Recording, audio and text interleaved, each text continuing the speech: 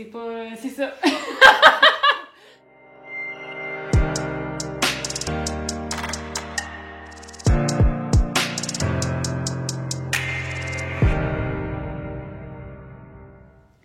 Bonjour, alors aujourd'hui on va vous parler de pornographie, plus particulièrement de l'influence de la pornographie sur les perceptions qu'on peut avoir au niveau de la sexualité.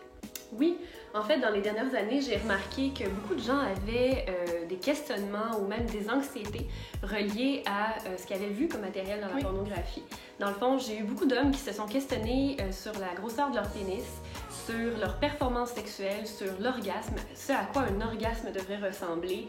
Je pense qu'il y a beaucoup d'idées que ça doit être en même temps, en se regardant dans le blanc des yeux, ça doit être extrêmement fort, extrêmement crié, quasi. Donc, oui, beaucoup d'expressions en même temps.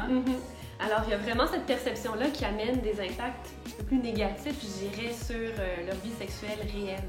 Oui, tout à fait. Puis, en fait, on le sait que vous le savez, que c'est de la fiction. Par contre, ça ne veut pas nécessairement dire, parce que je le sais dans ma tête, que je le ressens de cette façon-là. Donc, souvent, moi, je vais comparer ça à un film d'horreur. Donc, quand on regarde un film d'horreur, on le sait que c'est un film. Ça nous fait peur quand même quand on le regarde. Puis, ce que je ressens, même si je sais que c'est pas vrai, est réel. Donc, je vais ressentir la peur, puis après ça, après le film, je vais peut-être être craintive d'être chez moi. Des fois, je vais peut-être faire des cauchemars quelques jours après. Donc, c'est quelque chose qui peut perdurer dans le temps, même si, consciemment, je me répète, c'est juste un film d'horreur, il n'y a pas de monstre, il n'y a personne qui va rentrer dans ma maison. Mais je le vis pas de la même façon. Donc souvent, c'est un peu ça que je compare par rapport à la pornographie, ou est-ce que c'est davantage comme une fiction sexuelle.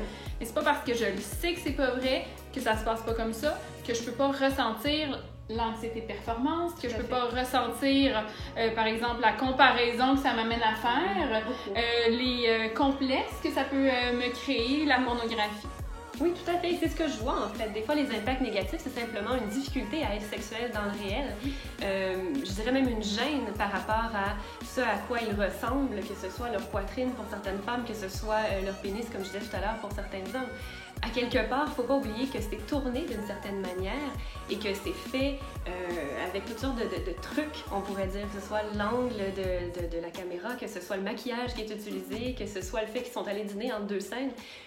Ça crée quand même quelque chose qui est irréel et il faut surtout pas s'approprier ce genre de scénario-là. Dans le fond, la vie sexuelle, ça devrait pas être non plus axé que sur la performance. Ça doit être axé sur l'expérience et sur le plaisir.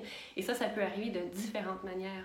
Donc, comme on disait tout à l'heure, on est toutes les deux très conscientes que vous le savez, mais à quelque part, c'est toujours bon d'avoir un petit rappel et de prendre un recul, en fait, par rapport à ce type de matériel-là. Exactement. Si vous avez aimé notre capsule aujourd'hui, n'hésitez pas à faire un pouce en l'air. Et si vous aimez le genre de contenu qu'on présente, vous pouvez vous abonner à notre chaîne en appuyant sur subscribe ou abonnez-vous. Puis, il y a aussi la petite clochette si vous voulez avoir les notifications dès qu'on poste une nouvelle capsule. Merci. À bientôt.